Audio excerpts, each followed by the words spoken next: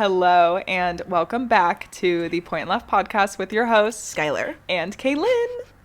My voice is still a little croaky. Sorry, right before we started rolling, I drowned in by drinking In your Gatorade. my Gatorade. Gatorade went down the wrong hole. So with your host, and I went Skyler. My audio levels are bottoming out. We love to see it. You're Yeah, get close to the microphone when you talk, live. and I'm like, Chomp. Today I'm doing a live taste test of a new Spindrift flavor that I've never had before. I saw it at Ralph's and I was like, yummy. It's mango orange, so let's see. wow. Gotta Okay, scoop if you that can up. do that ASMR, can I do ASMR? You can crunch. I'm like, I didn't eat today, and so like I'm like shoveling pickle chips in my mouth at like a rate that would like rival Victorian children. Why am I like screaming? This is chaos. Anyway, your turn for ASMR. Okay, let's take a sip.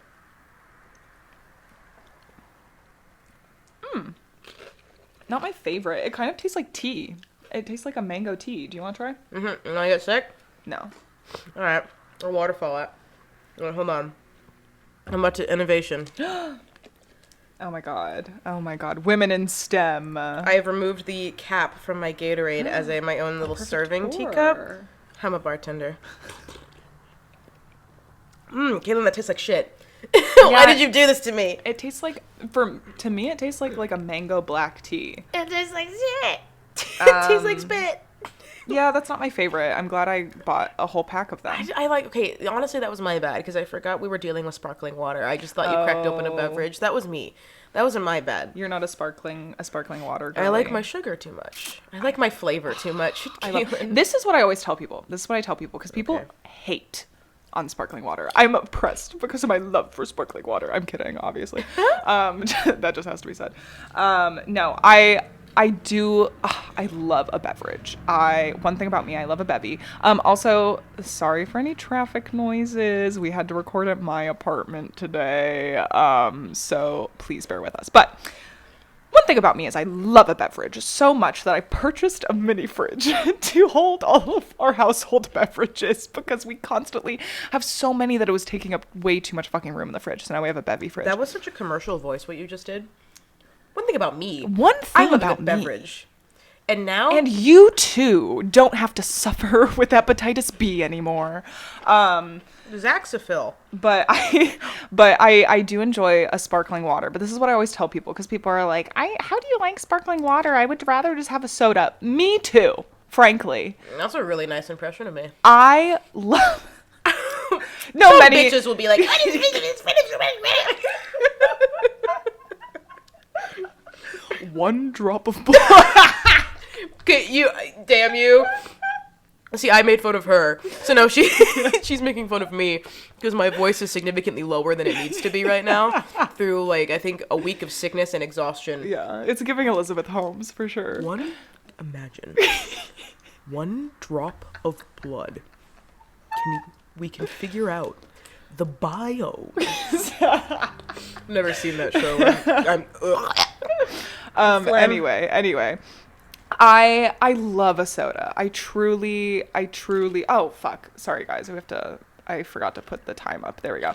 I love a soda. I do. But I am also aware of the fact that I probably should not be drinking like soda, honestly, even daily, but like multiple a day, which is what I would be doing instead. So instead I have sparkling water because it itches that little like carbonation factor that I love so much about soda. Yes, it doesn't taste as good, and I am aware. I am fully aware, but I can't be drinking like 4 sodas every day. So I drink sparkling water at home, and then my little treat whenever I go to the movie theater, because I'm an AMC A-lister. Thank you, Nicole Kidman. I get my little large soda, and I have a soda at the movies. But at home I have sparkling water and kombucha. Which I genuinely really do like a nice kombucha, but they're kind of expensive. Okay. Meanwhile, motorcycle. I'm literally shoving my face full of chips. We are not the same. We're like, They're my chips, to be fair. they are. Like, I own... There's... You're like, and you're broke ass. Those are my chips you're eating. Actually, no, Taylor bought those for me. Thank you, thank So, you, thank yeah, you, mommy. thanks, Taylor. Anyway, should we get cracking? Yeah. Oh, I have a segue. Okay. So, at my job, one of the various perks that we have, can you even call this a perk? I don't know. But they do like monthly Costco orders, and they always fill the fucking fridge with LaCroix. That's so a perk. I am downing LaCroix. One time I forgot my water bottle at home, and I drank like 3 LaCroix that day because I don't know. Usually I'm sipping on my water, and I needed it. But speaking of work, do you see what I did there? Today we are going to be talking about. Today we're going to be talking about kind of just like work culture in general, like the 9 to 5, the 40-hour work week. I'm going to go over kind of like the history of how we got to where we are now. And I know you have a little bit about like Japanese culture and stuff. But for my historical, like, overcap, what the fuck? Is that a word? Overview? Oh, recap. Oh my god, guys, I'm sorry. No, Kaylynne is going to teach you the history of the typical 9 to 5 work week, and I'm going to try to convert you to communism. Yes. And that's going to be the purpose of this episode today. But I'm basically just going to be going over like the Western history, so I'm not really going into the history of like China or India, even though they did have a huge impact during the Industrial Revolution as well. But I, for today's conversation's sake, am just going to be speaking from like a Western perspective and like American work culture in general. So it's not going to be like wholly inclusive. But let's just get into it. Let's get into it, John Green. John Green. Yes, I did get most of my information from a Crash Course and they deserve video. it. I love the Green Brothers. The Green Brothers. But it was exactly what I needed. I needed something digestible and easy to understand. And like, frankly, the Wikipedia page was not giving what I needed. Go, so white boys, go, white boys, go. I know. So I had to go to good old reliable John Green. So the general 9 to 5, I guess more the work culture that we see today kind of originates all the way back from the Industrial Revolution. So I'm just going to give a quick recap of the Industrial Revolution. And if you don't know, it is basically one of the most important moments in the history when it comes to like time periods that have really transformed the way that we live our lives. Things like grocery stores, urbanization, air conditioning, public education, and basically like every single thing that you can imagine that has to do with like our everyday life, transportation, things like that, would not exist as we know it without the influence of the Industrial Revolution. So before the Industrial Revolution, about 80% of the population were engaged Farming, whereas now less than 1% of the United States are farmers. Quick shout out to my grandfather, who is a farmer. The top 1%.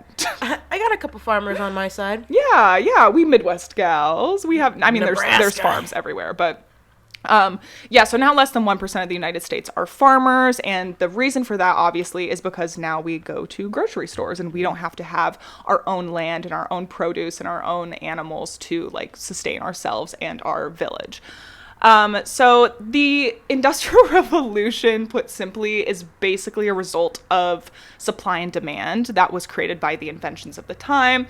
So, for example, the invention of weaving looms created a higher demand for yarn, which then created inventions like the spinning jenny, which is a multi-spindled spinning frame, which soon became mechanized by water power, and then later the steam engine, which was invented, which allows for mechanized cotton mills. Steam engines created a higher demand for coal, which caused the invention of a machine that clears water out of mines for better coal access. With more coal, allows for even more efficient steam engines to be invented, which spurred things like railroads and steamboats. You get where I'm going with this. So the connections between these inventions can literally go on so much longer. It was just kind of like a domino effect. But you get the point. So all of this created a much more efficient and cheaper processes for things like clothes, food, transportation, which allowed for more widespread accessibility. So now, instead of like having all your clothes made, at home with your own sewing machine, or having, your own crops in your backyard or your animals to tend to, now you can just like have that made by someone else. So now you have all this time that you don't have to spend like farming and sewing and doing things like that. And now there is a demand for workers because there are all of these mills and factories and things that are now necessary because of all these inventions that have come up. So the Industrial Revolution totally changed the way that we work as well. It created a need for urbanization. So now people are all coming together into large cities to work in factories, whereas before, obviously, they were in like smaller rural areas where they could farm. During this time, most people were working a minimum of 12-hour days, 6 to 7 days a week. So obviously, at least for most people, more than what we see now. So now jumping forward a little bit to the US, that was all happening in Europe. And then obviously there were effects that was happening around the world as well, including the US. So in 1791, Philadelphia carpenters went on strike to advocate for 10-hour workdays. This was kind of the first time that people were really advocating for more leisure time instead of, obviously like working themselves to death. And then by the 1830s, the 10-hour workday had become kind of the general demand across industries. The demand for an 8-hour workday can be traced back as early as 1836. And then in the 1860s, that had become the general demand. So now we're like almost 100 years later, and we're getting around to a general demand of an 8-hour workday. So blah, blah, blah. Throughout this time, strikes are happening. The Chicago labor movement is happening, which was a huge thing. Laws are like kind of being made, but there's so many loopholes that like it really doesn't do anything. Then, big jump. In 1914, the Ford Motor Company cut their shifts from 9-hour days to 8 hours and doubled workers' pay to $5 a day, which today is about $145.42 or $18.18 an hour. Now, rival companies were pissed. They were like, that bitch, because now everyone wants to work for Ford. And now Ford has kind of created this standard of like, oh shit, now we have to treat our employees well. And who's shocked? This change that Ford did created a increase in productivity, larger profit margin, which actually doubled in 2 years. And most motor companies, after the 2 years of seeing all of the great transformations that this change had occurred or had caused, were like, maybe Mr. Ford has a point. And they soon followed suit. So this kind of started the like general expectation for an 8-hour workday, whereas before that was like what people wanted, but now it's becoming the expectation because it's actually being implemented. But the 8-hour workday was only legally established in 1916, which makes sense because that would be 2 hours. Oh my God, 2 years from 1914 when Ford still did this. So the 8-hour workday happened 2 hours. Jesus Christ, sorry guys, 2 years, oh my God, 2 years after, with the United States Adamson Act, which established an 8-hour workday, and then overtime with additional pay for railroad workers. So this was the first like federal law that really regulated the hours of workers in private companies. Because I think before, like obviously anyone who was working like federally had laws set in place, but now this covered private companies. Whereas before those kind of like, they're private. They can like do whatever the fuck they want. Yeah. So then in 1937, the Fair Labor Standards Act was proposed, and this applied to industries whose combined employment made up like 20% of the U.S. labor force, and set a maximum work week of 40 hours with overtime resulting in additional compensation. And that's kind of where we're at today. The whole time you were saying all of that, I was just thinking, I was singing Newsies in my head. Yeah. Okay, random tangent, but Disney pretending like it's very pro-union is very funny to me. Like, in general, large companies like Disney can never be pro-union because big companies do not care about you, and unions prevent big companies from paying you nothing, which they would if they could. But with Newsies, even going so far as, like, in the promotional material for Newsies being like, Walt Disney himself sold newspapers in his youth. Like, Walt Disney himself wouldn't have called them all filthy communists and tried to run them all over with his car. Which happened. With his Ford. Which happened. I'm not even fucking with you. What? Animators striked against the company in 1941 for, like, unfair business practices, for, like, being overworked, for not enough pay. And Walt was so offended and betrayed that his company would dare, like, ask him for a union or any sort of whatever, that he jokingly drove at the protesters full speed with his car. No, guys, I was just kidding. Duh. He was laughing as It he was drove just away. a little prank. And also, you guys like, don't take it so seriously. The musical, like, a musical being made about the glories of being in a union is such a random idea, but also, like, slay. I know. I need to see Christian Bale in a musical again. When is that going to happen? When he can learn how to sing. Yeah. But isn't that the most fun part? I just want to see him, like, dancing around. Is it not enough to see Christian Bale on a silver screen? Huge. I need him on Broadway immediately. So present day, I know after going through all the history, it might seem a little silly to be like, and 8 hours is terrible and places treat us so horribly. But it's like, okay, just because we're no longer being, like, physically abused at our jobs doesn't mean that, like, you can't demand more. And also times have changed. The needs have changed. And frankly, the 8-hour day isn't 8 hours. Like, wow, you want, like, shelter when thousands of years ago all we needed was big rock to hit against small rock, hit animal, feed family, big rock. So much simpler. Ugh, times were so much simpler. so How dare you? How dare you? When all you need is big rock. Damn, Look how far we've rock. come down with small rock. Need big rock. Big rock. I'm in the pocket of big rock. So, the 8-hour day isn't really 8-hour days. I know we live in LA, where traffic is notoriously very, very bad. And you can hear it outside right now. Yeah, and personally, and, like, to be fair, I do live, like, very far from my work, but it takes me at least an hour to get to work every day, and then sometimes it's taken me up to, like, an hour and 45 minutes to get to work, and then it usually takes me, like, 45 minutes to an hour to get back to work, so that's, like, 2 additional hours that I'm adding on to my work day, which is 10, actually, no, that's 11 hours, because my day, at least, is 8 hours, not including my hour lunch. So I'm at the office for 9 hours, but then I usually leave around 8:30 and I don't get home until, like, 7:30 typically. And then it's 7:30 and it's like, oh shit, I have to eat and maybe, like, work out and maybe shower and maybe, like, I don't know, watch an episode of something, and then, oh my God, I have to go to bed. Yeah. And I also think it's really interesting how the increase in remote work because of the pandemic, I think, has really, really shifted working culture. Because I think so many people find themselves working over 40 hours because of remote work. Whereas, like, before, you clock out at 5:30, you drive home, and then, like, I don't know, maybe you answer an email here and there. But now that, like, so many people are working from home, those lines are getting more and more blurred. So it's like, okay, yes, I'm, like, leaving the office at 6:30, but then when I get home, I still have other fucking emails that I have to reply to because other people who are fully remote just continue to work.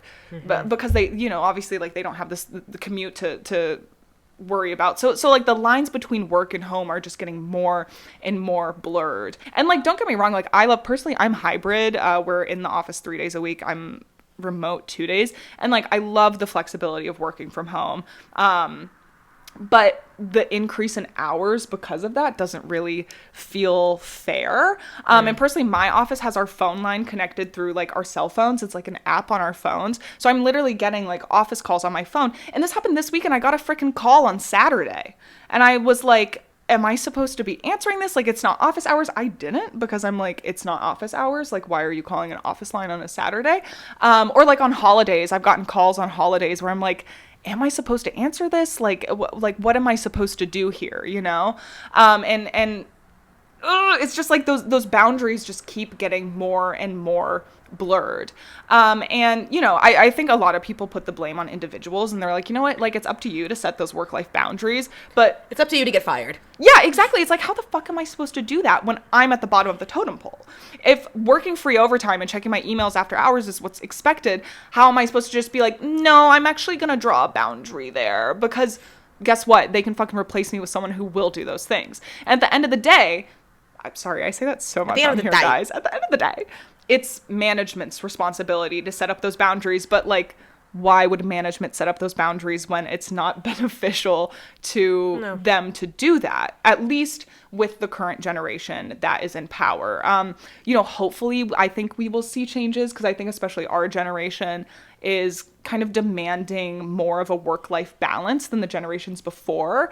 But I mean, that's not like all inclusive of every single person. I've definitely met people our age who are like, no, you have to grind. You have to, like, I love working until 10 p.m. I wake up at 6 a.m. and I work through the whole day. And it's like, bro, get a life. Like, respectfully. Get a grip. Get a grip. And then real quickly, there's this Atlantic article that I think just really, like, solidifies everything that I'm saying here. And it's titled Reclaiming the 9-to-5 as a Symbol of Empowerment. And there's a quote, and it says, people don't seem to be working any less. On the contrary, after a century of steady decline in annual hours worked from about 3,000 in 1870, these are annual hours worked, to about 1,900 in 1973, this trend came to an abrupt end. From 1973 to 2006, the average American worker added 180 more hours to their annual working schedule. So it's like we have this whole like historical impact of like demanding fewer and fewer hours, and then we finally reach that. And then it's like, with like the invention of computers and like remote jobs and like office jobs and things like that, it has become way more common for people to work even more than they did in the 1970s. Yeah.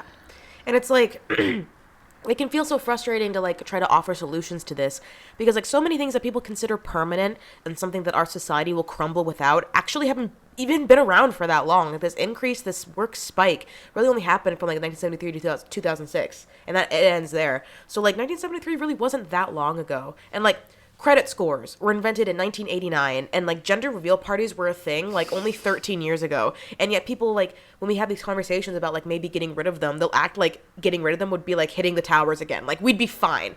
We would be fine without gender reveal parties. We'd be fine without credit scores. We've managed to do it before, and we'd be fine without this like, ooh, the grind. Mm-hmm. We would live. My poor little throat. Let's see if she can handle it. Who wants a soapbox while I clear my throat right in the microphone? And I think the angle that I'm taking this at is because, like, I have a very personal relationship with people who have this, like, they put their entire stock as a person into the grind, and those people kind of dominate this conversation and make it seem like people asking for less are, like, pansies, or that they just can't cut it, because like there's such a pride people have about working themselves to death, which makes this conversation just feel totally impossible to have. And that makes sense, right? Like, there's got to be some trade-off from exhausting yourself with no reward, but so that reward has to come internally. So people who work that hard, they have to feel the sense of accomplishment, of pride, of doing the work that nobody else was strong enough to do. It's how you get these people, usually men, who are all like, oh, you worked 50 hours this week? Okay, sweetheart, call me when you work 80 hours a week, 90 hours, 365 for 30 years. And they pat themselves on the back for it because nobody else will. And the companies who employ you also want you to think that way, because a workforce that dedicated to pushing themselves for no benefits is very convenient for business profits. Again, companies, if they could get away with it, would pay you nothing if they could. If they legally could, they would pay you nothing. If they wanted to, they would have you pay them to work for them. So they want a workforce that would like bend over backwards and rip themselves in half for nothing. Mm-hmm. And if you instill that into your workforce as part of like your work culture, that's good for business, and it's good for instilling loyalty in your employees. And like, people just so willing to be a cog in the machine is so frustrating. Mm-hmm. In the most common cases, your company can and will replace you. In the best circumstances, you will have worked hard enough to be considered important to keep around, right? That's the goal. It's like you got to work to be considered valuable, so they maybe will hesitate before they let you go. Yeah, you have to be an asset to the company. Exactly. But now you're in a position where they can shove massive amounts of work on you, unfair amount of work, and you'll do it. They do it because they know you'll do it, and you won't complain. Because no business wants a complainer, and you'd rather just take it on the chin and jump when they say jump than potentially speak up and run the risk of being replaced. And I feel like I need to say this slowly to camera. No matter how hard you work, no matter how long you've worked there, no matter how close you are with your bosses, no matter what, you will never, ever be considered irreplaceable. Mm-hmm. Profit comes before people, always. Yeah. The company's loyalty will never side with you. So it's so maddening when people's loyalty side with the company over themselves. Mm-hmm. And I get it. Like, I really do get it. I know this can definitely seem like very, kind of like how I felt with the marriage episode, where it's just like, we're two little girls basically in this world of capitalism being like, what about the work-life balance? And you got like crotchety 50-year-olds that are like, shut the fuck up. You don't know anything about how hard it is out there. And you're right, I don't, because I don't want to know how hard it is out there, frankly. And that because it doesn't have to be that. And that way. might sound like laziness. That might sound like silver spoon, and maybe it is. I've never had to kill myself to grind before, and I'm just uneasy on doing that. And maybe, you can get on there and be like, that's just the way that life works, and you're avoiding, the hard facts of life by trying to avoid it. And I get it. I really do get it. Hard work does feel good. We have monkey brains. We enjoy a job well done. And when we see how far we've come and we get recognized by our bosses, by our coworkers, you get this overwhelming sense of pride and accomplishment, especially if you've done something that maybe gets awards or any sort of like, I don't know if people still do Employee of the Month. I don't know if that's only like a SpongeBob thing now, or if people still do that, or if you worked on a project that you can look up and be like, look guys, I did that. Look guys, I was involved in that movie. I was involved in making that building. I was involved in passing that bill. Like, if there's a tangible thing that you can show off to people, you will get this sense of accomplishment and award and hard work. That's why people cry at the Oscars. Like, you will get this overwhelming sense of like, you put in the hard work, you get the reward. That's obvious. And so that makes sense that some people will feel that way about their jobs. And there's also like a certainty of self that comes with a lifetime of focused work. Like, people caught in that endless work grind can look at the people who preach like, you need a good work-life balance. And those people will also tend to kind of struggle to find themselves, reignite their passions, find what sparks their interests. And the grinders will be like, okay, I don't need to think about all that stuff because I don't have the free time to wonder or ask myself what I'd rather be doing instead. I have a set schedule. I have a set life plan. I don't sit around asking, like, trying to find out what makes me feel good when I'm too busy working my ass off. And then, I'll come home and I'll unwind after like a beer or something. And so you see, like, the more, the people that advocate for more of like a healthy work-life balance on prioritizing things, they're like more socially, their lives can get kind of messy. And so there can be something very alluring about a set social and work structure where you don't have to think about stuff like that. Mm-hmm. Where like, oh, I don't have to think about, my purpose in life because I'm working too hard to think about that type of stuff. It can feel relaxing almost, weirdly enough, in a way that like working so hard can be more relaxing than being alone with your thoughts. Who among us haven't doom scrolled because we don't want to be alone with our thoughts? Like, podcast on, TV episode blasting, phone, scrolling through Twitter, also texting 5 people because you don't want to be alone with the bad thoughts. Like, that can work also if you're like a super hard worker and you like, if you're constantly super busy, you don't really notice. And I've gone in that at my job where I'm just so busy that I don't really notice that. Well, I haven't eaten, but or pissed. But like, I feel like I don't have enough free time to get into the bad thoughts because I've been too busy all day. That can be alluring, a good part of like the work grind also. But again, it's these people that lack the reward for constantly grinding who then compensate for that lack of reward by putting their entire sense of identity and self-worth into how hard they can push themselves. It's those people who make this conversation, and anytime someone tries to bring up that maybe we should work less, actually feels so counterintuitive and just like impossible to have, because all they hear when we say like less work means more productivity, there's a need for good work-life balance, we're all dying because of the stress and worse quality of life, blah, blah, blah. What they hear is, okay, sir, it's usually a man saying these things, let's be honest, sir, the way you've lived your life, the way your parents and your grandparents and great-grandparents all lived their lives were ill-suited for the pursuit of happiness, and all that hard work you put into was foolish and a waste of your time. Of course they'd get defensive. How could you not get defensive when that's how you take the argument? Instead of people being like, here's a solution, all you see is your suffering was for nothing because we're about to abolish the cause for suffering in the first place. It's the same people of being like, no, college can't be free for other people because it wasn't free for me. And, you know, if you're like me, your thought is like, well, okay, person, don't you want life to be better, easier for the people that come after you? Don't you, yes, you suffered. Why do you want other people to suffer as you've suffered instead of wanting an end to that suffering? Except no, because then I understand how, like, then why did I have to suffer? Mm-hmm. Why am I the guinea pig? Why did it take someone after me to realize that I did all of that and that was bad? Mm-hmm. Why did it take, like, me grinding and suffering and struggling and, like, spending my very finite life on an environment that potentially is not very rewarding if someone else after me can live a better life? That can feel very hurtful. Yeah. I never understand, like, those perspectives of people who are like, well, I suffered, so that means everyone else has to suffer too, because otherwise it's not fair. And it's like, those are the same fucking people who will look you in the eyes when you're complaining about something happening in your life, and they're like, well, life isn't fair. I'm gonna start fucking doing that to those people. I'm just gonna look them in the eyes and be like, well, life isn't fair. Sorry. I don't know. That's just such a, like, stupid argument to make. It's like, why would you not want, like, a better world and a better life for the generation, like, below you?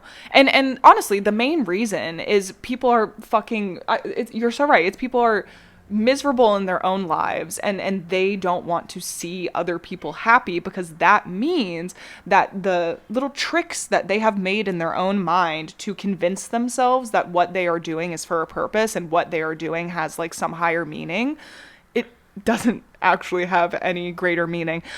This is, like, such a off topic. No, let's do it. But why the fuck? I was thinking about this the other day. I'm like, I'm so confused why people, like, for example, the Kardashians or, like, Jeff Bezos or, like, those types of fucking, like, billionaires, why don't they just retire?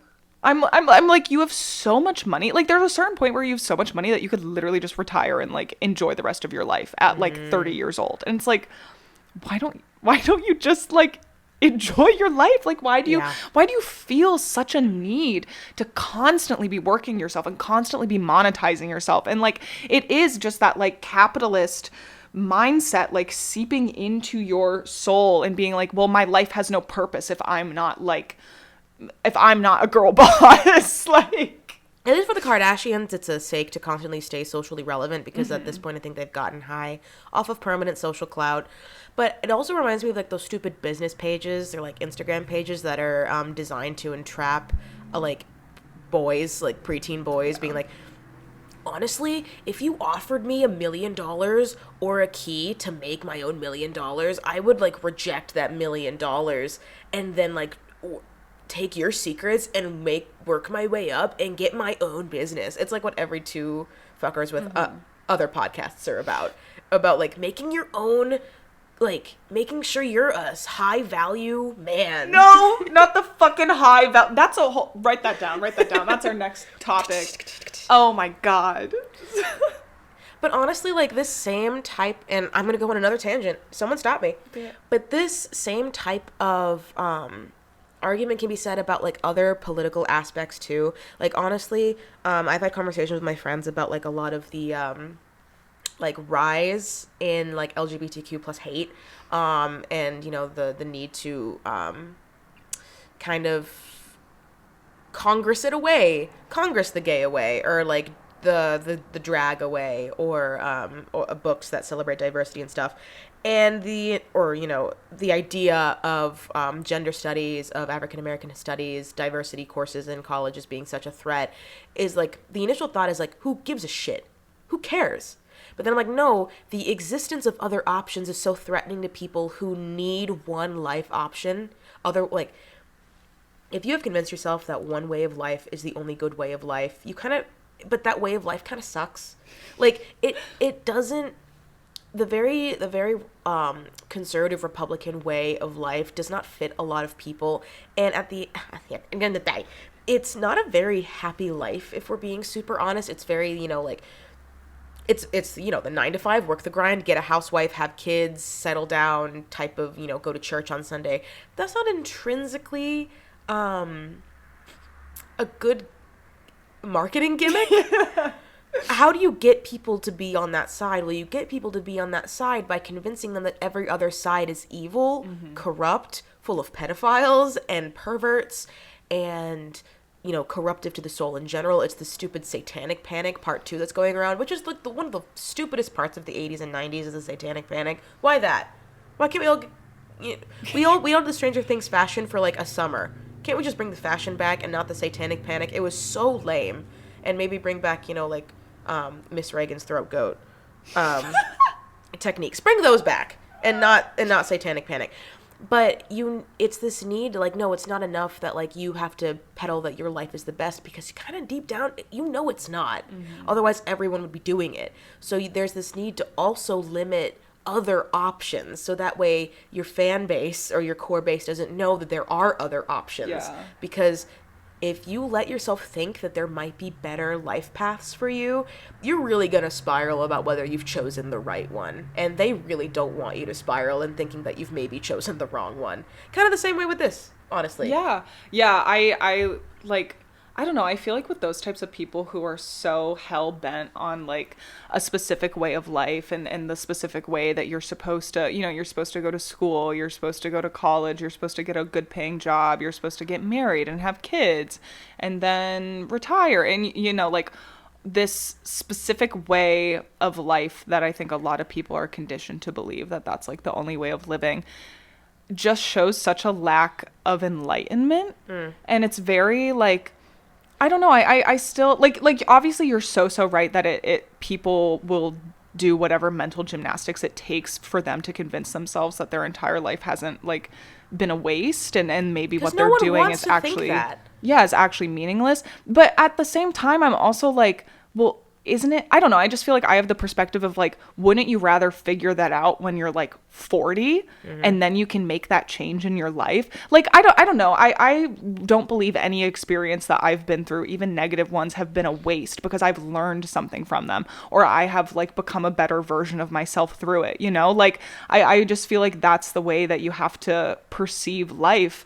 Otherwise, you're going to miss out on so many opportunities and you're going to waste so much of your life just like thinking that your life has been a waste, like, or just ignoring the possibility that you could be wasting your life by just like trucking forward and ignoring all of the voices outside or all, anything that could possibly tell you that like, hey, maybe you would actually enjoy life a little more if you took that fucking rod out of your ass and just and that boot out of your mouth and just really understood that like human life is not meant to be lived behind a fucking desk. Sorry, off my soapbox. Right out of your ass. No, and I've honestly like shower thoughts, but like shower thoughts that I've had is like and I get like these tweets are all supposed to be like lighthearted, being like, why must I answer emails? We were all designed to like pick grape and bask in sun and not have a care in the world. And it's like at the same time, yes, but also we were also designed to like be hunted. And like predator have baby by like 13. I don't want that. Like, you know what I mean? Like I get like it can, and no one's actually considering, like actually maybe people are because people can be sick of, late stage capitalism. But like I get that it can feel kind of like counterintuitive to know that like we were designed for something and here we are behind a very artificial environment, like clearly that we were not biologically suited for. But like honestly, someone explained it to me, like our brains were still designed to like evade predator, and when we evolved out of the need to do that, those feelings, we're still equipped with those feelings, except now our threats aren't tiger and other caveman with big rock. Now our threat is bright fluorescent light in Target. Well, here's the thing is I feel like we are so lucky to be at a point in our like I don't know, human evolution where we don't have to worry about that stuff. Like we, you know, like you don't have to worry about you know, going out and like hunting a buffalo to feed your entire family or I mean, obviously like there are still societies that like do that, but like generally speaking in like American culture, like we are lucky that we don't have to worry about those things. And it's not that like humans weren't meant to work. I think we are meant to exert energy towards, you know, like specific things and specific passions, but it's like it doesn't have to be this way. It doesn't have to be this way. It's very like, imagine how much more incredible the world could be and like society could be if we didn't have to fucking worry about money, if everyone just had everything taken care of and we didn't have to worry about that. And you're like, what am I going to do with my time now? Because we would have so much time. You could create art, you could write, you could, you know what, maybe you are a fucking girl boss at heart and you want to like invent something and like distribute it amongst the people, you know, like it's not that we weren't meant to work in those ways. I think we are, but it's just how much energy are we supposed to put into that? And how many people truly like are passionate about their jobs in that way? And it's like the way that our society is built right now is that every job, I kind of hate when people are like, if you love what you do, you never work a day in your life, because that's such a fucking lie. There are aspects to every single job that you're not going to like, because likely you're not going to be your own boss. You're going to have other people, even if you are your own boss or whatever, like you still have other people to please. You still have other people who you're trying to like make happy with the decisions that you're making. And I don't know. I don't know where I'm going with this. I'm just, life is frustrating. Capitalism is frustrating. And, like, that's why the idea of AI art pisses me off so much. I mean, there's so many things about AI art, artificial intelligence art for people like my dad who don't know what I'm saying. AI art. Because the concept of it is so, like, the opposite of what I feel like the potential of AI could be. Because, like, in a perfect utopian world, people can see the increase of like artificial intelligence and like robotics, and they're like, oh, they can do the menial tasks that human beings would never want to do. Like they can be the touch screens that like they can be cashiers. They can be like the small menial jobs that can kind of feel like your brain is turning to goo. That means that you can focus more on, like you were saying, things like art and creation. But AI art is like, what if instead of doing that, we use robots to make the art so that way you have more time for work? It's like, do you have... No, you troglodyte. That's the opposite of what robots are not supposed to make our lives harder. Why would I want a robot to be better at creating poetry and books and literature and art than me so that I have more time to sit at my desk? I'm going to take both of my hands around your throat and squeeze tightly. Yeah, so many things about AI art I could literally go on a whole separate tangent about. And very quickly, like, I know, like, I'm only really going to focus on, like, in, like, the Western work culture. I know, like, places like Japan have, like, a really bad, serious issue with work-life balance, even more so than we do. Like, they are truly never off the clock, and they still have, like, way more of, like, politeness and manners above a lot of things, and so they still have the very much, like, it's, like, secretarial type of environment, or, like, respect, and always making sure that, like, you're always on. They have a word, actually, I think I'm pronouncing this right, I think it's karoshi, I'm 90% sure that's how it is, which can be translated to overwork death. Karoshi is a Japanese term relating to occupation-related sudden death. It is estimated that as many as 488 million people worldwide were exposed to dangerously long working hours in 2016. Karoshi, or death from overwork, has been a recognizable social problem in Japan since the 1970s. And, like, honestly, from someone with, like, a big, like, animation background, like, animators in Japan are, like, they work so hard. Like, a lot of American, like, animated shows, they send a lot of their storyboards and rough animatics over to Korea, and other parts of Asia to get that animated for, cheaper. And then it gets sent back to us. And then we air it, distribute it, whatnot. And they get paid like dog shit. And there's really not a huge like demand for like animation unions over there, even though animation is one of the hardest jobs in the world. Separate soapbox. And genuinely, like, so, okay, that's the culture, right? We're dying. People, like, karoshi is sudden death from overwork. It could be, like, heart attacks, collapsing at your desk, overwork from stress. The way that, like, you know, God, like, Johnny Cash, people like, he died from a broken heart. And you're like, well, no, but technically maybe yes. Because, you know, June passed away and then he suddenly passed away quite soon after her. And people are like, he died of a broken heart. And it's like, medically, no, but also kind of yes. It was stress and grief. Kind of did a lot of physical 1-2 punches with him. Same way that, like, stress can kill you very suddenly, very quickly. So now that we've established this serious threat that is very all-encompassing, you're like, all right, solutions, give me some, now. And you're trying to ignore the people that are like, snowflakes! Snowflakes you all are! An article from CNBC.com, like, workers report a 4-day work week improves health, finances, and relationships. Quote, it simply makes you happy. And it's crazy. Like, it's like, yeah, no, what a crazy shit. Concept. Those are the results from a 6-month trial in the UK run by a nonprofit 4-day week global and the think tank Autonomy, which included nearly 3,000 workers at 61 companies and ran from June to December of 2022, making it the world's biggest 4-day workweek experiment to date. The experiment uses a 180-100 model. Workers get 100% of the pay for working 80% of the time in exchange for delivering 100% of their usual output. So, like, okay, fine, you do a 4-day work week, you have to promise us that you're going to get the same amount of work done that you would during a 5-day work week. And when you hear that, you know, my very cynic brain goes, oh no. Oh dear, oh my. Like, the work days are already so demanding, like, how can you expect still the same amount of work with the same amount of pay for less time? That sounds like an actual nightmare. But the 4-day week global and Autonomy tout the experiment as a resounding success. 92% of companies say they're continuing with the 4-day work week permanently.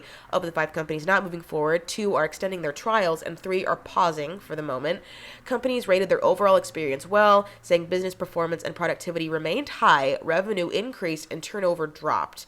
On the employee side, 90% say they definitely want to continue with a 4-day week. 55% reported an increase in their ability at work, and 15% said no amount of money would make them go back to a 5-day schedule.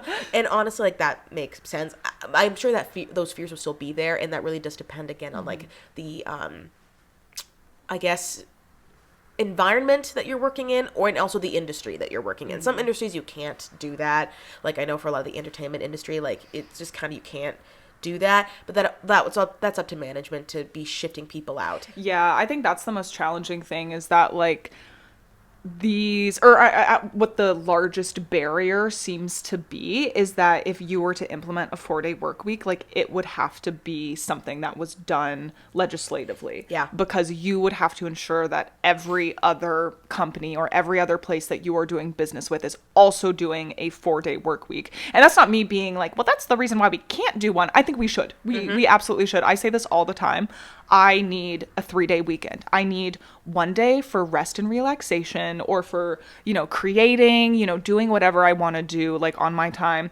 I need another day for socializing and spending time with friends, family, whoever. And then I need another day just to, like, an admin day, like, to clean around the house, to do my grocery shopping, to do my meal prepping. Like, that is the perfect weekend. And it's hard. It is a challenge to do all of that in 2 days. It is nearly impossible. And most weeks I can't do all 3. And like, one has to give. We don't have a family. I know, I don't have kids. I have 2 cats. I don't have a marriage. No.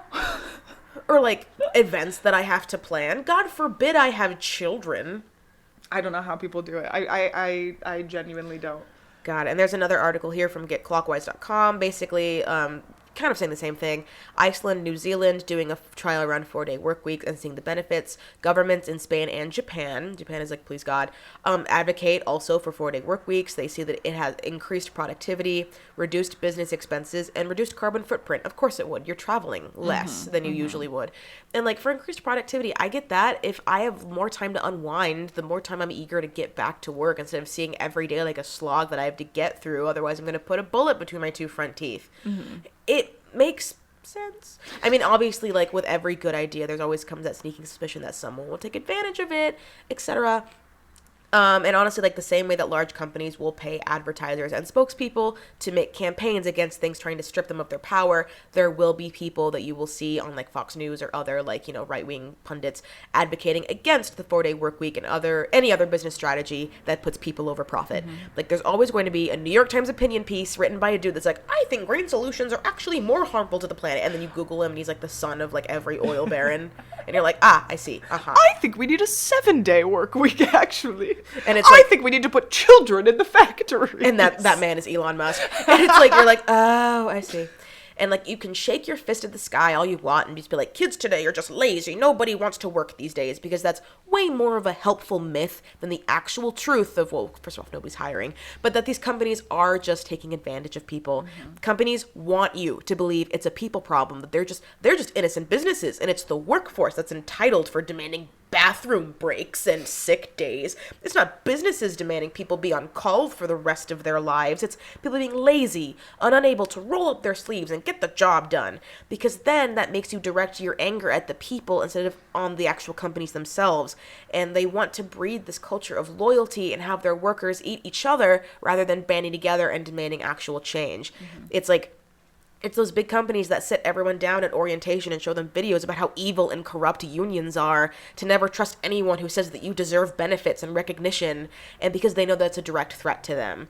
And, again, like, kids these days always wanting a good job and for you to be kind to their feelings while at work. In my day, your reward was not getting fired. Listen, old man, I'm glad this system has worked for you and has so far prevented you from killing yourself, but I don't want to rot behind a desk for 60 years sucking the tit of my bosses, who the second I say no to something will let my ass go. I might not even get 60 years on this planet. Permanent lifelong commitments are just not doing it for me right now, and I get that the more young people set boundaries at work means that the people who've worked there for longer will get shafted with that leftover workload. But instead of getting mad at your younger coworkers who dared to set boundaries and demand workplace respect, how about you get angry at your employers for cruel and demanding workloads and unrealistic deadlines? Huh, Dad? Dad, why can't we do that? Why are you always complaining about your younger coworkers demanding boundaries and be like, now I have to do the coworker's job? Father, you're scaring me. This is one of the few things that we disagree with, and I need you to watch this podcast. This, I totally meant to talk about this earlier, but then I kind of forgot, and this briefly touched on it. But I think another, just so quickly, sorry guys, I know this doesn't really have to do anything, but I want to say it. I think another side effect of the pandemic, and how that has affected our work culture now is, you said earlier, you're like, well, no one's fucking hiring. And I think a big reason for that is obviously during the pandemic, a lot of companies were losing a lot of profits and they had to let people go. But then, because they had to let so many people go, a lot of people had to pick up the slack. So then they have one employee doing the work of 2 or maybe even 3 people, and they are realizing that if they can just overwork one person, they don't have to pay a salary for 3 people. So all of these companies are diminishing their the amount of employees that they have, forgetting that their employees are human beings and people, and that maybe they shouldn't be working 12-hour days, and that maybe if they do, you should pay them overtime and not complain about it. We just both turned into Karl Marx. Oh my god, actually yesterday I made you pick up the hammer, I pick up the sickle, and we combine them in the middle. I made Nick watch Triangle of Sadness because I had just been itching to watch it again. And have you seen it? Okay, it's, for anyone who hasn't seen it, it's really, really good. I know, sorry guys. I obviously love Everything Everywhere All at Once. I think it deserved all of the Oscars that it won. I knew it was gonna fucking sweep, but I will say Triangle of Sadness was the first movie that I had watched this past year since Everything Everywhere All at Once where I was like, holy shit, that might win the Oscar. Obviously it didn't. But I think that might just be because sadness was in the title, and I think a lot of people didn't watch it. Including the Oscar voters. Exactly. But it's really, really good. It is 2.5 hours long, and if you know me, I have such a thing against movies over 2 hours. What? Oh, hi. Yeah, she was sleeping back there. Aww. She was just napping. Sorry, little kitty came out. Give me your body. Little kitty came out to come and play. Please don't But scratch me. it's very, very good. It's like a satire on capitalism, basically. Capitalism. But there's this whole scene where like this Russian capitalist and then Woody Harrelson, who plays he calls himself he's like, I'm a Marxist. I'm not a communist. I'm a Marxist. Oh, please. And they're like just saying like different quotes back and forth to each other. Like the one guy's saying like Ronald Reagan quotes, and then Woody Harrelson saying like Karl Marx quotes, and it's just like it's such a good movie. And yeah, that's like all I have to say. That's all I have to say. I'm done. But My if there's soapbox anything is you so took away high. from this, yeah, I'm like, if there's anything you took away from this, dear Mr. President, can we have a 4-day work week? Literally, Biden in an actual speech was like, "Hey, listen, I'm a capitalist." I'm like, "God damn it, Joseph! No, God I mean, damn it!" like we fucking knew. We knew Well, that. yeah. But it's like, why? There's no chance. There's no chance. Kamala, you're our last hope. Obi-Wan. Yeah, that's all we have to say on this. This is another one where it's like, don't take away that like life is horrible and everything sucks, please. Like there is hope, and I do think with like our generation demanding more boundaries and demanding a better work-life balance and things like that, like there is hope in the future, but I do think unfortunately it's going to be slow progress. But you know what? Slow progress is better than no progress. So there is that to look forward to. Prioritize your friends. Don't work yourself to death. Make sure you're taking care of yourselves. Stay sexy and mindful. Yeah. Oh my God. Yeah. Stay sexy and mindful. And with that, some behind-the-scenes fun fact: I ordered DoorDash, and it arrived half an hour ago. So now I get to see if the food is still there. We could have paused. I was on a roll, Kaylynne. So if you'll excuse me. Stay tuned. All right. Bye, guys. Bye.